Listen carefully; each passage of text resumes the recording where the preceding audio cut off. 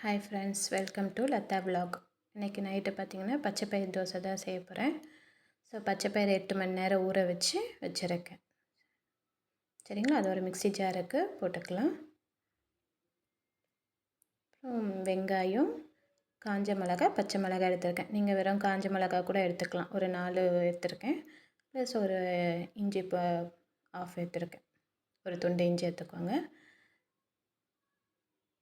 காஞ்ச மிளகாவும் இஞ்சியும் நம்ம இப்போ மிக்சியில் போட்டு தண்ணி ஊற்றி அரைச்சிக்க போகிறோம். பச்சைப்பயிறு தோசைன்றது ப்ரோட்டீன் ரிச் ஃபுட்டு தான். ஸோ தாராளமாக சாப்பிட்லாம். தண்ணி ஊற்றி நைஸாக அரைச்சிக்க போகிறோம்.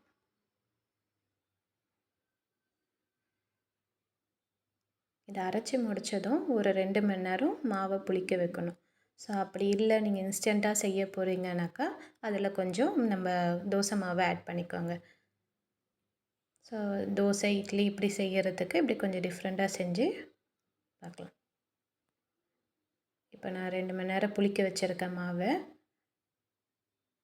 இதில் 2 பெரிய வெங்காயம் நறுக்கி போட்டிருக்கேன். ஸோ வெங்காயம் போட்டால் இன்னும் கொஞ்சம் டேஸ்ட் நல்லாயிருக்கும்.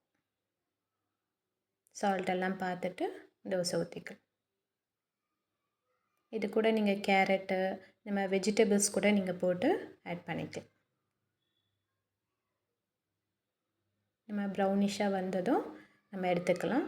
இதே நார்மல் தோசையை விட இந்த தோசை கொஞ்சம் வேகிறதுக்கு லேட் ஆகும். பட் டேஸ்ட் ரொம்ப சூப்பராக இருக்கும். சரிங்களா, நீங்களும் செஞ்சு பாருங்கள். Thank you friends.